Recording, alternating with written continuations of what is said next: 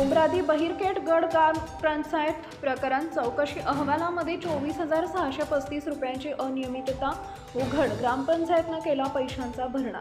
तालुक्यातील उमरदरी बहिरखेड गट ग्रामपंचायतच्या तत्कालीन ग्रामसेविका आणि माजी सरपंच यांच्या खातेनिहाय चौकशीमध्ये 24,635 रुपयांची अनियमितता असल्याचं उघड झालंय आणि याबाबत सरपंच व ग्रामसेविका यांनी उपरोक्त पैशांचा भरणा देखील केल्याचं समोर आलं आहे.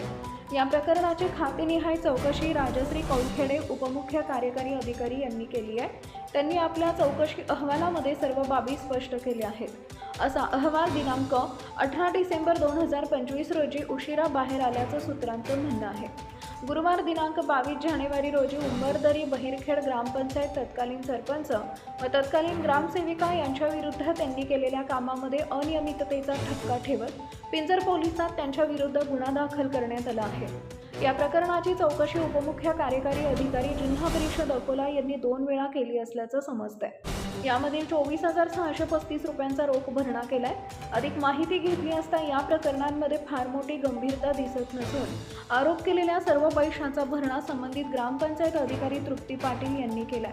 त्यामुळे या प्रकरणावर सर्वतोपरी आता पडदा पडल्यासारखं दिसत आहे. याबाबत उमरदरी बहिरखेड सरपंच कविता किरण ठाकरे म्हणाले की या प्रकरणामध्ये काहीही तथ्य नाही. मी महिला सरपंच असल्यानं 5ही वर्ष विकास कामाकडे लक्ष दिलं नाही.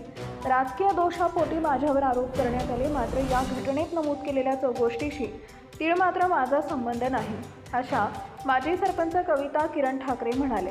दिनांक 18 डिसेंबर 2025 रोजी हा अहवाल बाहेर आला असल्याचं समजतंय. आपल्या परिसरातील ताज्या आणि महत्त्वाच्या बातम्या पाहण्यासाठी आजच आपल्या धुमाकूळ महाराष्ट्र न्यूजला YouTube वर सबस्क्राईब करा आणि बेल आयकॉन प्रेस करा.